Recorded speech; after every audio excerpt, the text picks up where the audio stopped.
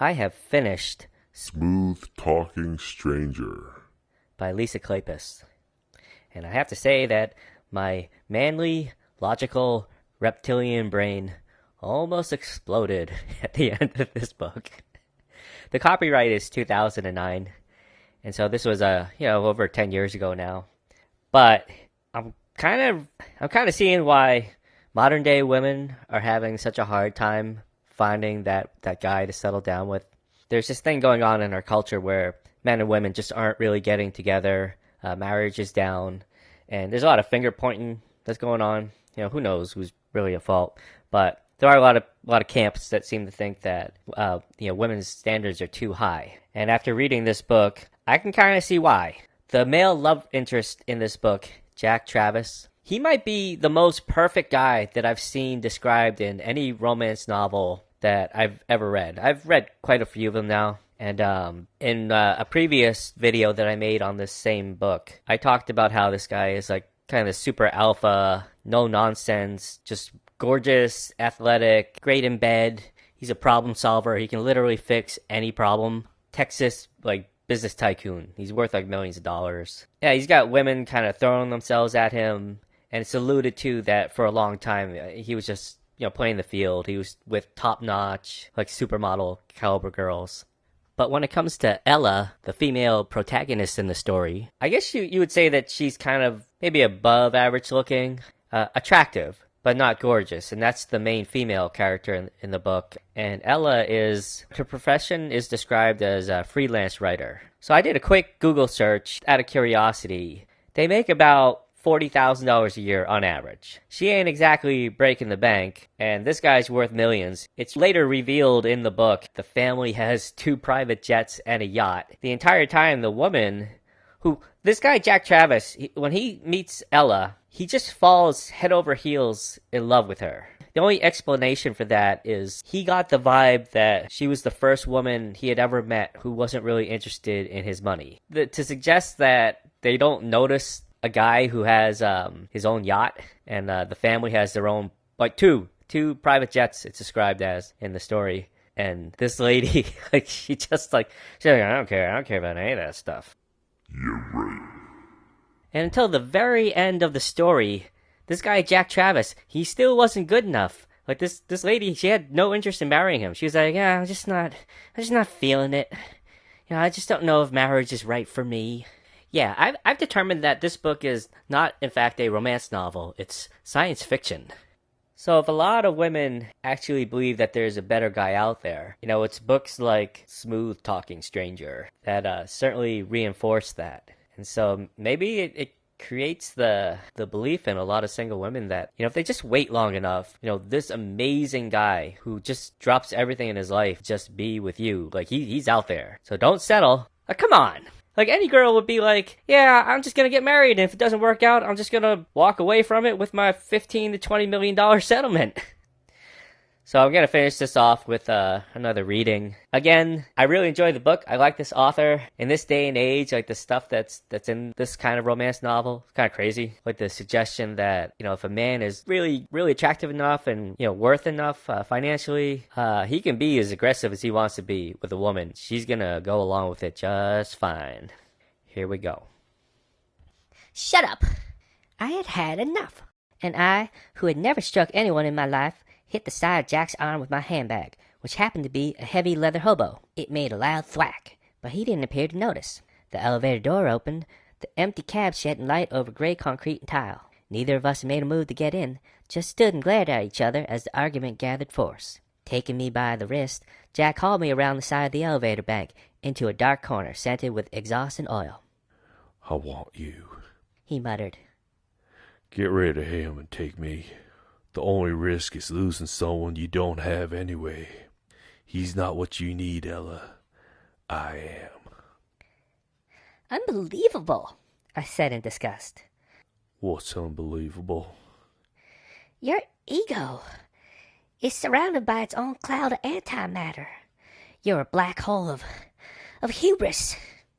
Jack stared at me through the shadows, and then he averted his face, and I thought I saw the white flash of a grin. Are you amused? I demanded. What the hell is so funny? I was just thinking if the sex with you is 1/10 as fun as arguing with you, I'll be one happy bastard. You'll never find out. You. He kissed me. I was so infuriated that I tried to hit him again with my bag, but it dropped to the ground and I lost my balance on my high heels. Jack grabbed me and kept kissing me, opening my mouth to his. I tasted warmth, the sweet permeation of breath mint. I tasted Jack himself. Despairing, I wondered why it wasn't like this with Dane. But the way Jack's mouth caught at mine, the firm, damp articulation of each kiss, each succulent impact, was too insanely good to resist. He pulled me close and searched slowly with his tongue. The deeper he went, the more heavily I sagged against him, my entire body saturated with lust. His hands went over my black suit, fondling and gripping lightly. My skin turned hot beneath the layer of delicate wool. He brought his fingers up to my face, stroking back my hair, and I felt a tremor in his hand, the vibration of intense desire. Reaching behind my head, he tangled his fingers in my hair and kissed me. I shivered as I felt his free hand working at the 3 fabric-covered snaps that held the front of my jacket together. The garment parted, revealing a stretchy cream-colored camisole held up by 2 thread-like straps. Jack muttered something, an imprecation, a prayer, and he reached beneath the camisole to find the soft, fine skin of my waist. We were both shaking now, too absorbed and ravenous to stop. He jerked the fabric upward to reveal private skin that gleamed eggshell white in the shadows. His head bent to one breast, his mouth hunting for the tip. I drew in a hissing breath as I felt the sinuous glide of his tongue, a firm, wet tug. Every pull and stroke sent a shot of pleasure to the pit of my stomach. I leaned my head back against the cold, hard wall, simmering, my hips writhing in a forward tilt. Jack stood and took my mouth aggressively, his hand sliding over my breast. Long, erotic kisses, bites and licks of kisses, until I was drunk on sensation. My arms curled around his neck, pulling his head harder over mine, and he took the offering with a low, savage sound. I had never known such desperate excitement, wanting more, wanting to tell him, "Do anything, anything. I don't care. Do it now." I groped over the front of his body, the powerful muscles covered in a smooth, elegant suit, and that excited me even more, the thought of what was beneath those civilized layers. He gripped my skirt, pulled roughly, and I gasped as I felt the air in my legs, cool against the torturous hot ache of my skin and nerves. He pried beneath the elastic of my panties, searching between my thighs, the human flesh opening to the invasion of his fingers. I felt him breathing against my neck, the brutal muscles of his upper arm flexing beneath my hand. He slipped a finger inside me, and another. I closed my eyes, going weak as his thumbs skated tenderly over my clit, his fingers massaging deep and sure. With each flexing stroke, the knobs of his knuckles gently rubbed a maddening place inside. The pleasure was disorienting, disabling, crazy. For the first time in my life, I wanted something more than safety. I wanted Jack with an intensity that went beyond choice or thought. I fumbled with his belt, zipper, button, opening his pants. I gripped him, the shape of him, huge and rearing. Withdrawing his fingers, Jack tugged my underwear and skirt out of the way. He lifted me with shocking ease. The realization of how strong he was sent a flood of anxious excitement through me. Helplessly, I wrapped my arms around his neck and dropped my head on his shoulder. "Yes, yes." He entered me, and I squirmed at the impossible thickness of him. Kissing my neck, he murmured for me to relax. He would take care of me. Just let him do it. Let him in. He brought my full weight down till my toes grazed the floor, and a luscious force opened me inexorably. It was stunningly erotic, having sex while fully clothed, tightly impaled, whimpering against his greedy kisses. Jack set the steady upward plunging cadence, and every time he went in, my muscles clenched on the pleasure of it, pulling helplessly, taking more and more of him. I was spasming, riding the heat, my limbs tightening around that big driving body, until the sheer plenitude of feeling tipped me over into a rich, nearly unendurable orgasm. Jack took my choked cry into his mouth, muffling the sounds I made. He drove deep, and held shuddered, his breath breaking as he found his own release. A long time passed before either of us moved. I was clasped against him, intimate flesh moistly locked, my head lolling on his shoulder. I felt drugged. I knew that very soon, when my mind started functioning again, I was going to feel some things I badly wanted to avoid. Starting with shame. There were so many inappropriate things about what we'd done that I was actually awed. And the worst part was how good it felt, still felt, with his body wedged inside mine, his arms secure around me. One of his hands clasped my head more firmly against his shoulder, as if he were trying to protect me from something. I heard a quiet curse. We just did it in a garage, I said weakly. I know, darling. He whispered. He began to move, lifting me off himself, and I made a sound of distress. I was wet, a little sore, and all my muscles were trembling. Leaning against the wall, I let him pull my clothes back into place and snap my jacket back up. After fastening his own clothes, he found my handbag and gave it to me.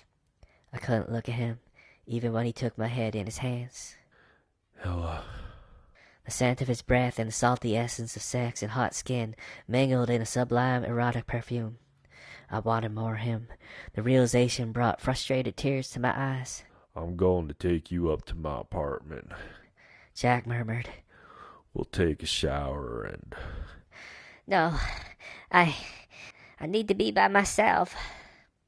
Sweetheart, I didn't mean for it to happen like this. Come to my bed. Let me make love to you the right way. That's not necessary. Yes, it is.